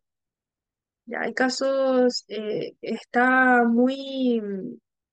muy comentado el hecho de la seguridad en el aula por este tipo de situaciones. Em, ya, Jenny me hace una pregunta súper buena, que es un tema que yo no les comenté, ya no les comenté porque no estaba contemplado dentro del módulo, pero les dije que en algún momento se los iba a comentar porque nos iba a servir para el futuro. Ya, Jenny me pregunta que cuando ocurre una situación, cuando no se logra una contención o nuestro pequeño se está poniendo en riesgo a sí mismo o se está poniendo en riesgo algún compañero o, ¿cierto?, esta sobrecarga sensorial o una desregulación como tal está teniendo efecto y no hay forma de poder controlarlo, ya, en ese tipo de situaciones, los establecimientos a partir de este año, ya, este es un tema aparte, pero es importante que lo conozcan. Eso no entra, esta partecita no entra en la evaluación, esto que voy a decir ahora. Ya, a partir de este año, los establecimientos educacionales tienen que tener un protocolo para actuar ante las desregulaciones de los pequeños, sea párvulo, sea de educación básica o sea de educación media, menor de edad, debe existir en el establecimiento educacional un protocolo. Eso viene en el decreto 586 que se anexa a la ley de autismo que vimos en la primera clase. Como les dije, las leyes, ¿cierto?, tienen un plazo de un año para ir, ¿cierto?, lanzando las especificaciones y estos decretos que se anexan a la ley.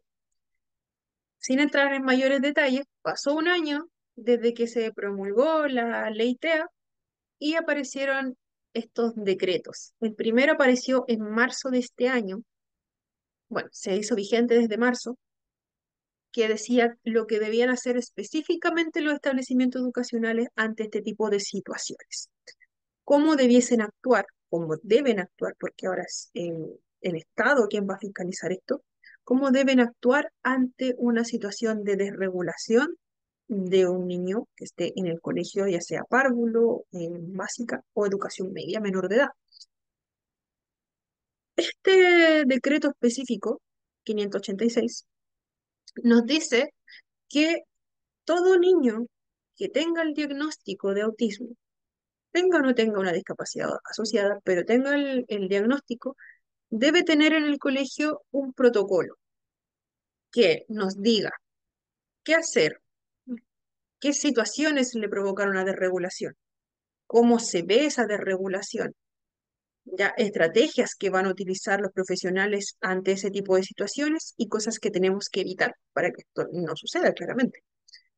Ya, entonces, todos estos antecedentes se arman en el mismo establecimiento, con información, con las evaluaciones que se realizan a principio de año, con la información de los cuidadores, ¿ya? Y también incluye el qué hacer, ¿cierto?, en caso de que ocurran este tipo de situaciones, que serían de regulaciones más complejas. Entonces, este protocolo también establece que en el caso de que los pequeños tengan se pongan en peligro a sí mismos, pongan en peligro al otro, o esta desregulación vaya más allá que las estrategias que ya tenemos como profesionales dentro de este documento, nos dice que tenemos que llamar a los cuidadores. Se llama a los cuidadores, se llama al padre, madre, la persona que sea responsable, que sea el apoderado, ¿cierto?, de nuestro pequeño o tutor legal, ya para que acuda al establecimiento educacional. Ya es algo que ya está estipulado, que es parte de la ley, ya y nos dice, también es un amparo para los profesionales, porque a veces ocurría mucho que los padres, estos, cuando ocurrían este tipo de situaciones, a veces no estaban al tanto de lo que estaba ocurriendo en el establecimiento, o a veces se desentendían un poco de lo que estaba ocurriendo, porque los profesores, los asistentes, ¿cierto? Ellos tienen que hacer cargo de mi niño, porque el colegio, ¿cierto?, está a cargo o de ella. También ocurría, o a veces no se informaba, podían pasar muchas cosas y no se informaba a los papás. ¿Ya? Entonces, claramente para subsanar ese tipo de situaciones se creó esta parte específica, este decreto específico que ya se está trabajando en los colegios hoy en día. Entonces, si ustedes ya están en un colegio, ya deben estar al tanto de este protocolo que debe existir por cada niño que tenga el diagnóstico. Si es que no existe, debiese estarse realizando ya, ¿cierto? Conformándose, porque esto también requiere una fiscalización, va una fiscalización ahí de por medio, y también incluye que al menos una vez al año se capacitan los profesionales de los establecimientos en la temática. Susana, ¿quieres comentar algo? Sí, profesora, mire, me llamó la atención lo que estaba hablando y me acordé que había leído el reglamento interno del colegio de mi hija y algo me hacía como clic en esta materia, y lo estoy Mm. revisando y claro, está el nombre del profesor, el curso, la contención, tipo de Ujú, necesidades. Por curso, ellos tienen visto, pónganse, en prekinder necesitan contención por ruido y múltiples agentes. Y ujú. tienen dos personas a cargo en caso de que una falte. Y tienen la tercera persona que está a cargo de llamar a la mamá o al apoderado o Exacto. tutor en este caso. La verdad es que no me había percatado muy bien Sí. del problema. Y de hecho, Es, sí, ujú. ponen Sí, hasta el dígame. diagnóstico que tiene el niño, el nombre del niño por curso, todo súper identificado. Claro, esto viene muy de la mano con la ley TEA, porque también, ¿cierto? Dentro de la ley se especifica que debe darse a conocer a los demás papás, ¿cierto? A los demás apoderados, el tipo de diagnóstico que tengan los pequeños, ¿ya? Tienen que estar todos en conocimiento, y como decía Susana, está muy bien esa información que ella nos entrega, porque eso es lo que están haciendo los establecimientos por obligación a partir de este año. Hay algunos establecimientos que ya traían un protocolo desde antes, ¿ya? Pero no estaban obligados. Este año, ya de aquí en adelante, es obligación para todos contar con ese tipo de protocolos. Saber quiénes van a ser las personas encargadas, a quién tenemos que llamar, en qué momento tenemos que llamar. Y cuando el tutor, padre o madre, asista al colegio, también se le entrega una constancia. Se le entrega un papel, ¿cierto? Con copia que da en el establecimiento, de qué es lo que, la situación puntual que ocurrió, en qué horario la persona acudió al establecimiento, ya qué profesionales estuvieron a cargo de esa contención. Ya toda esa información se le entrega a los papás también, porque recuerden que esto también va ligado con los permisos que se dan para ausentarse del trabajo. ¿Se acuerdan que eso se los nombré en la ley? Porque los papás tienen ese papel también para presentarlo en caso de cualquier eventualidad, en caso de que quisiesen descontarle de su sueldo por haberse ausentado por alguna desregulación de sus Profe, pequeños. disculpe, pero se me va a apagar mi teléfono y no estoy en la casa, ¿me puedo retirar? Sí, Wilson, no hay problema, Gracias. de nada. Ya, entonces, ¿cierto? Teníamos todo este protocolo que existe por parte de los establecimientos, que es algo demasiado bueno, ¿cierto? Y esperemos que se esté cumpliendo en todos, porque ya, como les dije, es ley en nuestro país. Entonces, ¿es cierto? Volviendo un poquito a lo que estábamos viendo, ya existen ese tipo de protocolos específicos, pero en nuestro día a día nosotros también, ¿cierto? Tenemos el actuar superior, si es que esta situación llega mucho más allá. Pero también están estas estrategias que son las que usamos día a día, que nos sirven para todos nuestros pequeños. ¿Ya? Y estas estrategias, ¿cierto? Eran, acompañamos en silencio. Si tenemos algún objeto, como les decía, que sepamos que nuestro pequeño utiliza en esos momentos específicos, lo facilitamos. También no tocar la cara. Recordemos que las partes más sensibles de nuestro cuerpo son la mano, las manos, ¿cierto? Y la boca. Si nosotros tocamos la cara con el fin de secar las lágrimas, podemos hacer que ese momento de sobreestímulo vaya mucho más allá. Podemos provocar una desregulación. O sea, no se recomienda que nosotros vayamos, toquemos la cara, ya podemos pasar a rozar la boca. Y ese sería el peor de los casos. Ya, si nuestros pequeños son tan sensibles, pensémoslo de esa forma. Ya, pensemos en nosotros mismos. Si nosotros estuviésemos muy estresados en un momento. Estamos muy estresados, pasaron muchas, muchas, muchas, muchas cosas, ¿ya? Y además, ¿cierto? Teníamos mucha rabia, ya teníamos un día muy, muy malo. ¿Ya? Y alguien va y nos comienza a hablar y nos empieza a abrazar y nos dice, oye, ¿cómo estás? ¿Pero por qué tienes esa cara? Ya, oye, ¿tienes algo aquí en la cara? Ya, que claramente nos vamos a sentir abrumadísimos. Si pensamos en eso, ¿cierto? Y pensamos en nuestros pequeños que están pasando por esta crisis sensorial, que el estímulo del ambiente, ¿cierto? Nos hizo reaccionar de esa forma, sentirnos tan colapsados en ese momento. Si nosotros vamos, le ofrecemos agua, le ofrecemos así como quieres agua, toma agua, te va a hacer bien. Ya, claramente vamos a interferir en que nuestro pequeño se regule, vamos a provocar que la situación empeore. Ya, entonces se recomienda que si ya ocurrió esta situación, ofrecer este espacio de calma, ofrecer el objeto, ¿cierto?, de apego que tenga quizás en ese momento, si tiene estas plasticinas, ofrecerle las plasticinas. Quedarnos ahí, ¿cierto?, dándole su espacio personal.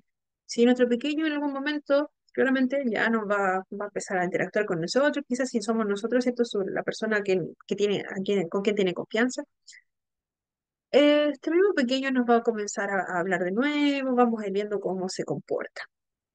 También tenemos que estar al tanto del lenguaje corporal que tenga. Si vemos que está muy tenso en un momento, ya no quiere nada, comienza a balancearse, comienza a tomar ya algún objeto que esté en ese lugar, ya vamos a saber en qué momento podemos hablar, porque claramente ya no vamos a tener esta postura tan rígida, vamos a tener un pequeño que va a comenzar a interactuar, va a tomar las cosas, se va a ver más relajado. Ya, y ahí, ¿cierto? Es cuando nosotros podemos recién ofrecer agua o dejarla ahí, pero siempre respetando, ¿ya? Y no haciéndole volver nuevamente a ese espacio que, que le hizo sentir tan abrumado. ¿Ya? Nosotros podemos ser muy perceptivos de algunas cosas, pero en algún momento se nos pueden ir algunos detalles. Entonces, la recomendación es siempre estar muy muy pendiente de todo lo que vaya ocurriendo en cada momento. Entonces, eso es cierto. También tenemos que existen desafíos socioemocionales comunes que se repiten con mayor frecuencia. Lo que son las emociones como tal, ¿cierto? Lo vamos a ver aparte, es un poquito más extenso. Pero a grandes rasgos, ya habíamos hablado un poco sobre las dificultades que existían en cuanto a los desafíos socioemocionales. Ya sabíamos que hay muchas veces dificultades para comprender lo que estamos expresando. Neurotípicamente estamos acostumbrados a leer los rostros, a leer las posturas, ¿cierto? Si nosotros vemos a alguien de lejos y decimos, ah, viene feliz. O vemos a alguien de lejos, o viene pasando alguien que conocemos y decimos, uy, ¿qué le habrá pasado? ¿Qué tiene esa cara? O, uy, por qué va, quizás tuvo un mal día, por qué vamos caminando como más agachados, o le duele algo. Ya, nosotros somos muy buenos entendiendo las emociones del otro. Pero recordemos que en nuestros niños y en nuestras personas con autismo pueden haber estas dificultades para interpretar lo que está sintiendo el otro. Entonces, ¿cierto? Si vemos que la persona con autismo no es tan recíproco a como nosotros nos estemos sintiendo, porque nosotros esperamos que si nosotros estamos tristes, la otra persona también se vea triste o se preocupe, porque nosotros estamos tristes. Pero recordemos que puede ser que en ese momento se vea indiferente y que nos converse lo mismo que nos conversaba todos los días cuando estábamos felices nosotros también. ¿Ya? Pero claramente el estilo comunicativo va a ser diferente. ¿Ya? Ahí pueden interpretar alguna situación, ¿cierto?, de una manera distinta. Ya no es que sea grosero, no es que quiera ser indiferente con nosotros, tenemos que tenerlo súper claro. Y no lo vamos a ver en todos nuestros pequeños, vamos a ver pequeños, es común ver algunos pequeños que siempre nos vemos muy felices. Ya, algunos pequeños son muy felices, siempre. Y cuando nosotros estamos tristes, ellos siguen siendo felices. ¿Ya? O algunos jóvenes que son muy felices y que a veces nosotros tenemos un mal día y ellos siguen hablándonos como siempre, nos siguen contando sus cosas, lo que vieron en la televisión, lo que averiguaron por internet, ¿ya? Y podemos pensar que, pucha, yo me siento mal, quizás no tenía ganas de conversar de eso, no, pero nuestro pequeño, ¿cierto? No comprendió esa señal que nosotros estábamos entregando, solamente eso. Pero es un desafío, ¿cierto? En el día a día. No es tan fácil que nosotros eh, interpretemos lo que neurotípicamente se espera. Y nosotros también estamos muy acostumbrados, ¿cierto?, a que se nos lea lo que pensamos o lo que sentimos. Eso no debiese ser tan así. También está este desafío de poner atención a las expresiones faciales. Recordemos que eh, existen dificultades para imitarlo, algunas expresiones. Ya también hay dificultades para escanear la cara de una persona. Ya, en algún momento aprendimos a relacionarnos con los demás. Fue cuando fuimos bebés, ¿cierto? Comenzó nuestra primera interacción con nuestros cuidadores, ¿cierto? Desde ahí comenzó todo. Pero si nos preguntamos en qué momento específico, nosotros empezamos a socializar y a leer, ¿cierto? Todas estas muecas que hacemos en el día a día y nuestra postura, lo más probable es que no recordemos en qué momento lo aprendimos. Entonces, ¿cierto? Estamos acostumbrados a que cuando se nos acerca una persona o alguien nos conversa algo, nosotros por lo general miramos primero a los ojos ¿ya? Y luego, ¿cierto? El resto de la cara, ¿ya? Y seguimos la conversación, en algún momento hay contacto visual, ¿cierto? Seguimos conversando, ya todo bien, nos expresamos, hacemos muchas muecas. Pero en el caso de las personas con autismo, sensorialmente el mirar a los ojos puede ser muy demasiado agobiante. Entonces, ¿cierto? Puede ocurrir que ellos escaneen la cara de una manera diferente a como lo haría una persona neurotípica. Tenemos algunas personas que se enfocan en la boca de las personas, ya que quizás nosotros sintamos que en algún momento nos vio a los ojos, pero quizás no fue tan directamente a los ojos, sino que estaba fijándose en nuestra cara, o estaba fijándose en nuestra ropa, o en nuestro pelo, ¿ya? Entonces, ¿cierto? El tener una conversación de esa forma, ¿cierto? Puede hacer que sea más difícil el conectar con el otro emocionalmente, porque estamos acostumbrados a este contacto que es mirarse a los ojos, ¿cierto? Ir leyendo las expresiones que tiene el otro para apoyar también el proceso comunicativo. Ya. Pero si pensamos en que la persona siempre tuvo dificultad desde muy pequeño, tuvo siempre esta dificultad para mirar a los ojos. Ya, claramente va a tener más dificultad en comprender a simple vista, ¿cierto? Lo que quiere el otro, la emoción que tenga el otro, si en todo el tiempo ya no me he fijado mayormente en los gestos que hace el otro. También recordemos que había una dificultad en imitar. Entonces, si yo no me fijo en las expresiones del otro, si no le miro la cara completa, le miro la boca más que nada, o me fijo más en el pelo, ya escucho la voz, sí, súper, pero no imito mayoritariamente porque nunca me fijo en las expresiones que está teniendo el otro, porque es muy intenso ver esa cara completa. Ya, claramente va a haber dificultad en comprender lo que quiere expresar el otro en cuanto a las emociones. Si mi tono de voz es muy expresivo, ya pudiese ser que cuesta menos, pero por lo general hay dificultades en esa área. También hay dificultades en la atención conjunta. Si nosotros pensamos en la atención conjunta, ¿cierto? Es simplemente poner atención a la misma actividad en un momento determinado o a un mismo foco. Ya, entonces, ¿cierto? ¿Cierto? Existe esta, esta dificultad en participar en poner la atención a lo mismo que el otro. Ya, entonces, ¿cierto? Nos dice que la atención conjunta, ya, o dos personas, ¿cierto? Que se enfocan activamente en la misma cosa.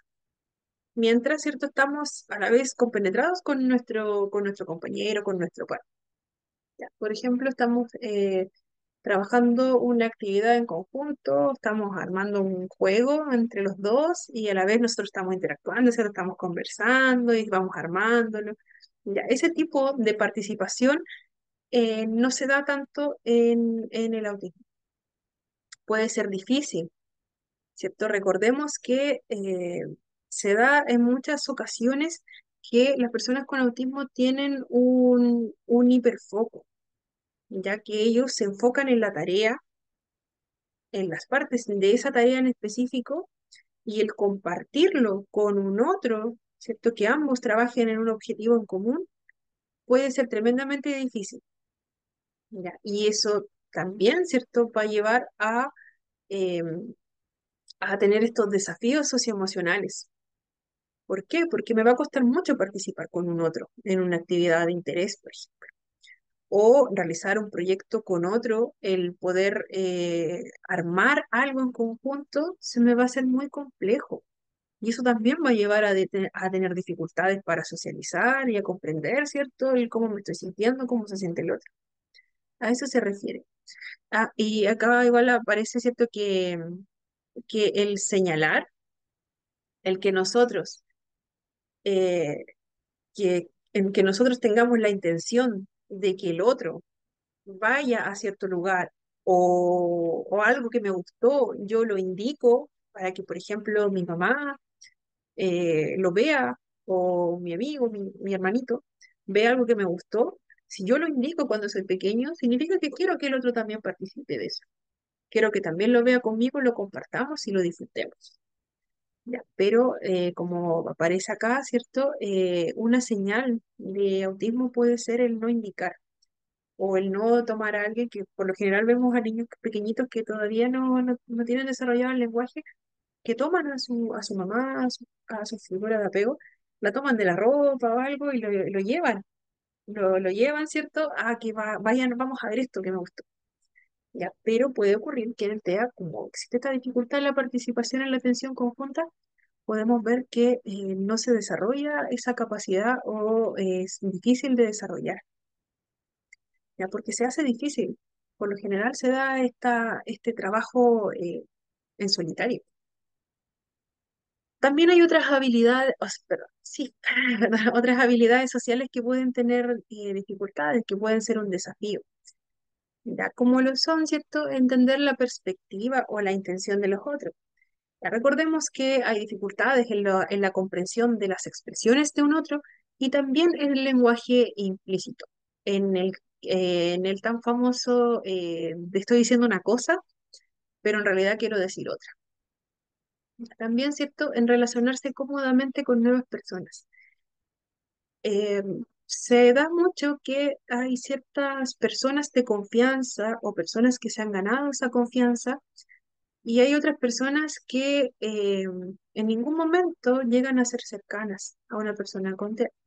En realidad puede ser por características propias de la persona, puede ser que no le inspire esta confianza o le sea más difícil comunicarse, o puede ser simplemente que sí logre generar un apego con las personas más cercanas que vea el día a día, pero cuando se trata de relacionarse con personas nuevas, todo esto puede traer grandes dificultades en la interacción.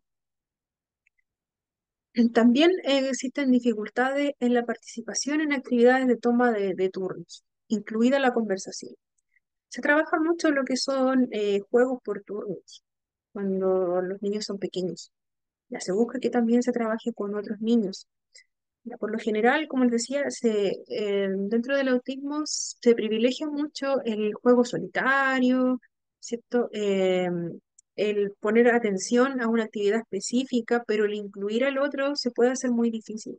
Y lo que se busca, ¿cierto? Siempre va a ser potenciar la socialización. También existen dificultades en lo que es la toma de turno en las conversaciones. Podemos ver, ¿cierto?, algunas situaciones donde una persona estuvo mucho tiempo hablando sobre su tema de interés y nunca se dio cuenta que los demás querían cambiar de tema. Y que también, ¿cierto?, tienen que haber turnos para poder conversar. Si no, no se da una conversación, es un monólogo. También diferenciando sus propios sentimientos con lo de los otros.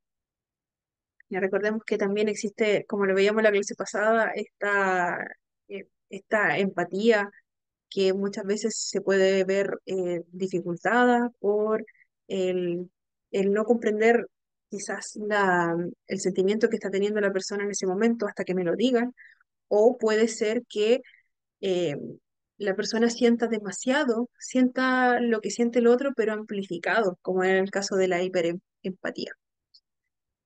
También el uso de las referencias sociales. Recordemos que hay dificultades en la imitación. Ya, y es uno de los pilares, ¿cierto? Cuando nosotros somos pequeños empezamos a imitar. Lo primero que hacemos, imitamos a nuestro papá, a nuestra mamá, la forma de hablar, la forma de expresarse, de vestirse. Pero si existen, ¿cierto? Esta, esta dificultad para ver y para actuar como los adultos, entonces va a ser mucho más difícil que cuando nos toque a nosotros eh, revisar por reaccionar a alguna situación en específica que ya hemos visto que nuestros padres lo hicieron, y nosotros como no imitamos esa acción en ese momento, no la internalizamos, entonces eso nos va a costar mucho responder bien a esa situación. Bueno, y en las habilidades emocionales también, pero eso lo vamos a ver en la próxima clase. Ya nos quedaron unas cositas pendientes, pero yo creo que no las vamos a alcanzar a ver ahora. Ya son un poquito.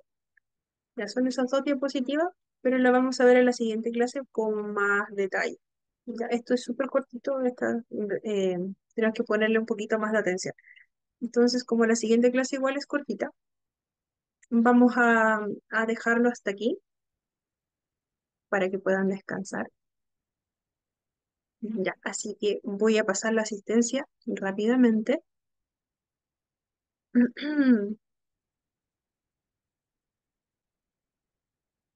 Dame un segundito, por favor. Les comento que, bueno, no tengo acceso a la pantalla en este momento. Ya, así que voy a ir nombrando. Si alguien me habla por el chat, me lo comentan. Las personas que me hablaron, que hablaron por el grupo de WhatsApp o al chat de acá, delante antes del break, ya están justificadas, ya, o ausentes, dependiendo de quién no haya asistido. Así que voy a nombrar solamente a los que debiesen estar presentes. Yesenia Arancibia. Presente, profe. Gracias, Yesenia. Mariana Báez. Mariana. Así que Mariana.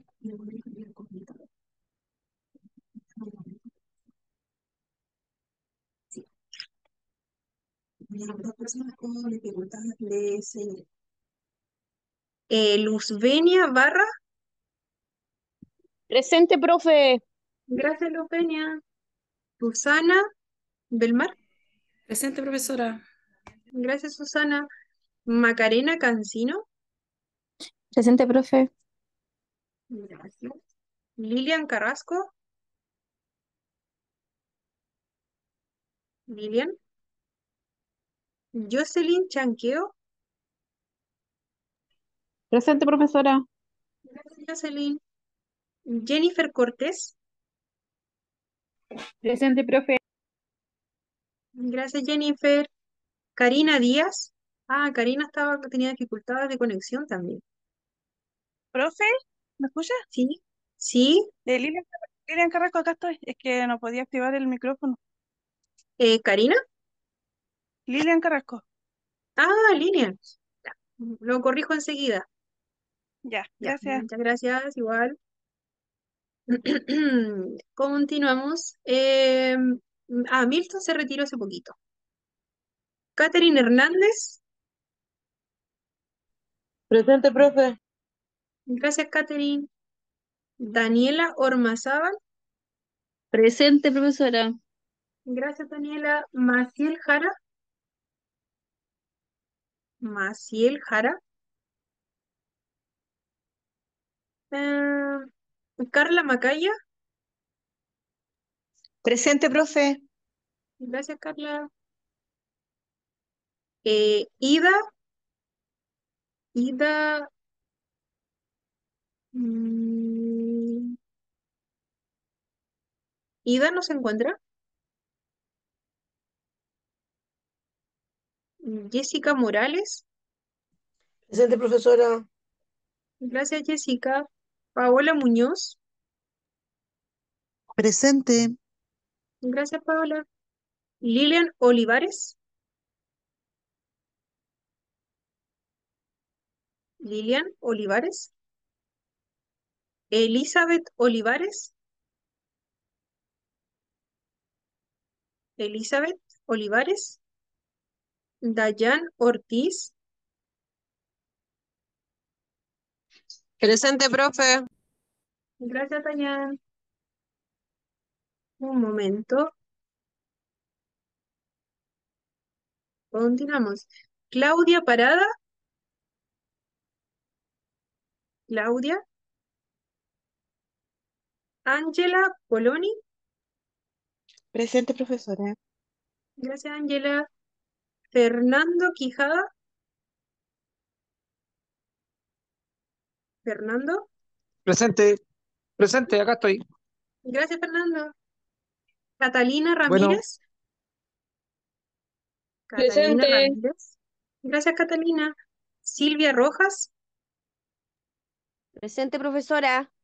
Gracias, Silvia. Jimena Rojas. Presente, Jimena profesora. Rojas. Ah, Jimena. Ya. Gracias, Jimena. Jocelyn Rubio.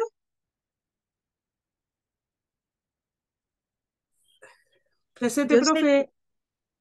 Gracias, Jocelyn. Javiera Ulloa. Javiera Ulloa. Génesis Valladares.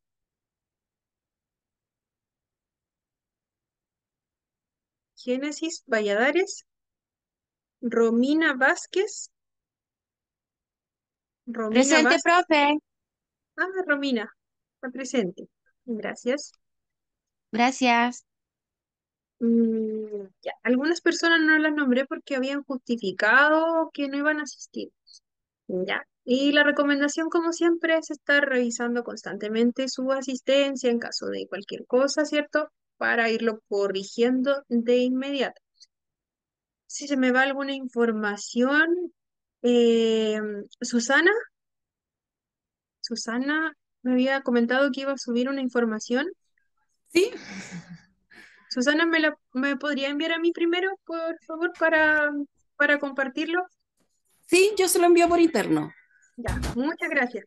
Ya, así que bueno, ya les voy a estar comentando un poquito el contexto, pero es solamente para que ustedes conozcan el manual, ya, porque es un libro muy, muy, muy grande. Es un texto gigante. Ya, pero Sí, solo tiene 1000 para, páginas. sí, es interesante, sí, que lo conozcamos, porque es algo que se utiliza a nivel mundial, pero más que nada nosotros podemos ver lo que es el criterio del autismo como tal. Eso podemos verlo, eh, podemos revisarlo con más detalle. Como es día jueves, ¿cierto? Falta poquito para el fin de semana, así que espero que descansen y tengan un buen fin de semana. No los tengo más acá, ¿cierto? Para que podamos cada uno, ¿cierto? Hacer lo que requiera y poder descansar ya.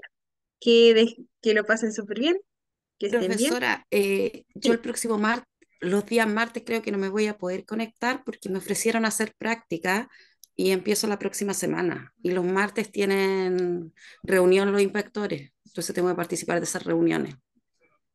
Ah, ya. Eh, es Susana, ¿cierto? Sí, Ya. Me deja un mensajito también por interno para recordarlo. Ya en ese caso se puede justificar la asistencia. Ya se descuenta un porcentaje de asistencia igual, pero es mucho menor.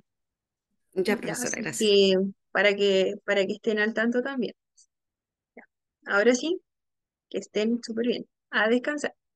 Buenas noches. Chao, profesora. Chao. Chao, chao. Chao, profe. Chao, que estén bien.